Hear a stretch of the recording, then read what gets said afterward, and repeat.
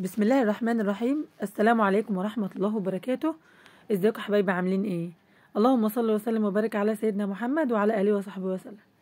النهارده نعمل مع بعض قرص بالعجوة جميلة جدا. طبعا الشتاء داخل علينا، وبنحب بقى كده ان اي حاجة في الشتاء او لاطفالنا المدارس لو زهقوا من السندوتشات ياخدوا قرصة جميلة كده دي من معاه.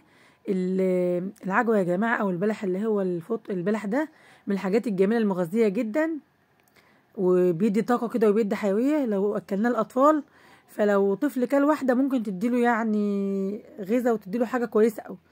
فأنا عملت منها كذا نوع، عملت المدورة دي وعملت النوع الجميل ده اللي هو زي كعب الغزال كده وأنا بشكل يعني، وعملت نوع اللي هو زي الأساور المدور كده، نوع عملته بالمقص زي الجاهز، ونوع زي ما انتم شايفين كده، وعملت السادة العادية اللي خالص دي. سهلة وجميلة وما بتاخدش وقت، ونشم ريحة المخبوزات في البيت كده، نحس بالبركة كده. يلا بينا نبدأ مع بعض. ال2 كيلو دي يا جماعة بياخدوا 900 جرام سمن، و3 4 معالق سمسم كده حلوين، نحمصهم على النار زي ما احنا شايفين كده، نار هادية، ونبدأ نحمص فيهم. والبلح بتاعنا اهو، العجوة دي مقطعة حتت صغيرة عشان برضو أبدأ عجنها كويس. وده البلح بتاعنا برضو مفصصاه، وبحط عليه فانيليا، وبحط ريح الموز الجميل ده اللي بنجيبه من عند العطار. تمام. وبنحتاج معانا يا جماعه باكيتة خميره وباكيتة بودر كمان. طيب يعني المكونات اسهل من كده مفيش. 2 كيلو دقيق، 900 جرام يعني كيلو ناخد منه معلقتين حلوين كده، او ناخد منه معلقه كبيره. كيلو السمنه ناخد منه معلقه كبيره ل 2 كيلو. نعمل حاجه نظيفه حلوه في البيت. احنا الشتاء نقضي على جوع الشتاء كده، الواحد ياكل له قرصه بكوبايه شاي بلبن ولا حاجه تبقى جميله. السمسم بتحمر معانا زي الفل اهو، والسمنه بتتقدح. حمرنا السمسم اهو، نعمل ايه بقى؟ هناخد معلقه كبيره على البلح الكبيس، ومعلقه كبيره على العجوه بتاعتنا، مع الروايح مع الفانيليا، وافضل بقى ادعك فيهم كويس لحد ما يتشكلوا بعجينه متجانسه كده. نيجي بقى للدقيق بتاعنا، نحط معلقه ملح ومعلقتين سكر كبار، او 3 معالق سكر كبار، عشان يبقى القرص ما تبقاش طعم العجينه كده، يبقى فيها تسكيره جميله كده. وبفرغ برضو الباكو والبودر بتاعنا، وبقلب بقى كل ده مع بعضه، المكونات الجافه دي كلها مع بعضها. والخميره انا مختبراها معايا في كوبايه لبن دافيه ومعلقه سكر برضو، حطها على جنب اشوف عشان تختبر اهي. والسمنه بتاعتي بتقدح اهي، اجيبها بقى واحطها اهي. الخميره بتاعتنا اهي بتتفاعل معانا بمعلقه سكر. انزل بقى يا جماعه السمنه بالتدريج، لان بتبقى السمنه يا جماعه مقدوحه، وما اسيبش السمنه لما تتحرق.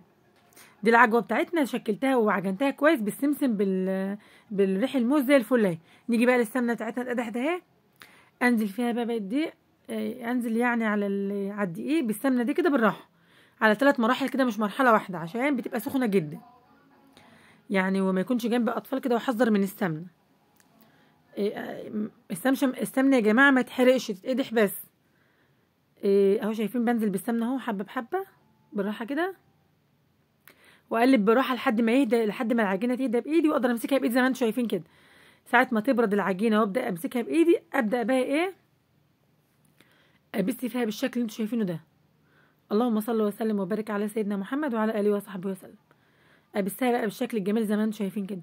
اهم مرحله بقى يا جماعه مرحله البس دي، لحد ما احس ان ما عادش فيها كلاكيع خالص، والدقيق كله تجانس في قلب السمنه بالشكل الجميل اللي انتم شايفينه ده. وتقريبا دي نفس خطوات الكحك يا جماعه، بس الكحك كيلو دقيق ونص كيلو سمنه، بالظبط نفس الخطوات. انما القرص بالمعجوه او القراقيش بنقلل شويه السمنه. انا حطيت بقى السمسم اهو على العجينه، حطيت الروايح هي كمان معايا، واحط الفانيليا، باكيتات الفانيليا احط 2 ولا حاجه، واقلب بقى العجينه كويس زي ما انتم شايفين بالمنظر ده كده. بعد ما السمسم يتقلب والفانيليا، انزل بقى باللبن بتاعي، مش كله مره واحده برضو. يعني ده كان كيلو لبن على 2 كيلو دقيق. في ناس يا جماعه بتحطوا ميه، لان بتقولي اللبن ساعات بيخليها مش بتعيش كتير، فاللي عايز يحط ميه يحط، مفيش مشكله، بس احنا بنحبها باللبن. في ناس بيحبوا لو في الصيف بالذات بيحطوا ميه، بيقولوا ان اللبن بيخليها تبوظ بسرعه في الصيف، هما بيبقوا عايزينها تقعد عندهم طبعا مفيش حاجه بتقعد عندنا، احنا بناكلها بسرعه فبنحط لبن. نيجي بقى لمرحله التشكيل الجميله دي بقى القرصه العاديه الخالص اهي، الحشوه اللي انا كنت عاملاها معاكم قبل كده. بنعملها زي حله مدوره كده، نحط فيها العجوه بتاعتنا ونقفلها. دي الحشوه دي عمرها ما تطلع، بس واضغطها بالراحه كده ضغطه صغيره وارص في الصينيه. ده اول شكل هعمله معانا اهو. هعمل بقى اللي هي زي الاسوره المدوره الجميله المفتوحه من النص دي، هبططها طويله كده، واعمل برضو العجوه طويله يعني شبه نوايه البلحه كده بس طويله، واحشيها من قلبها بالمنظر اللي انتوا شايفينه ده، واسويها بقى برومها كده واقفلها مع بعضها. سهله خالص التشكيله ديت وجميله اهي. الاطفال بيحبوها، يعني الاطفال بيحبوا الشكل الجميل ده. ممكن بقى اقطعها بالمقص، وممكن اسيبها ساده زي ما هي كده. اقطعها بالمقص كده زي الجاهزه من الجوانب دي، وممكن اسيبها زي ما هي، وارص في الصواني بتاعتي بقى كل شكل في صينيه لوحده، لان كل شكل مش بياخد سوا زي الشكل التاني، فكل شكل احطه في صينيه لوحده يا جماعه زي ما احنا شايفين كده. تشجعوا كده واعملوه، صدقوني هتتبسطوا جدا لما تعملوا. هاتي كيلو اعمليه. دي بقى يا جماعه اللي هي بقى ايه، اللي هي بتاعت كعب الغزال دي. بنعمل بقى حته طويله بالشكل اللي انتوا شايفينه ده، رول كده طويل، وبرده بحط العجوه فيه في النص كده او على الطرف، واقفل عليه كويس كده بالمنظر ده كده.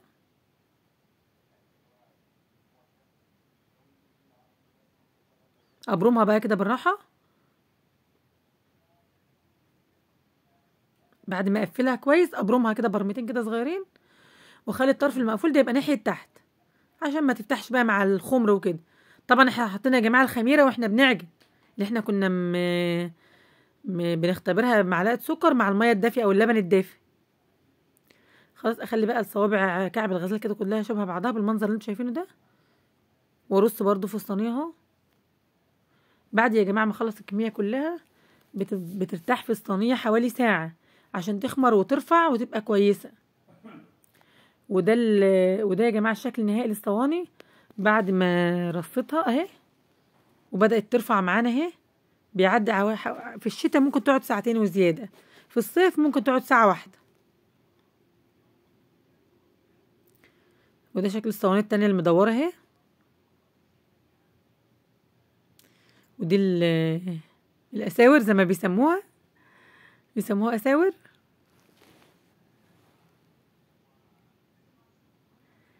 الخبيث في البيت يا جماعه بيحسسك بالبهجه كده وبالجمال. وده يا جماعه الشكل النهائي بتاعه القرص اهي بعد ما طلعت جميله جدا، وكان طعمها جميل جدا ومفروله كده. وانا كنت اصلا حاطه عليها برده شويه سمنه بلدي. اتمنى يا حبايبي الفيديو يكون عجبكم، ومتنسوش تعملوا لايك وتشتركوا في القناه وتفعلوا زر الجرس. استودعكم الله يا حبايبي، السلام عليكم ورحمه الله وبركاته.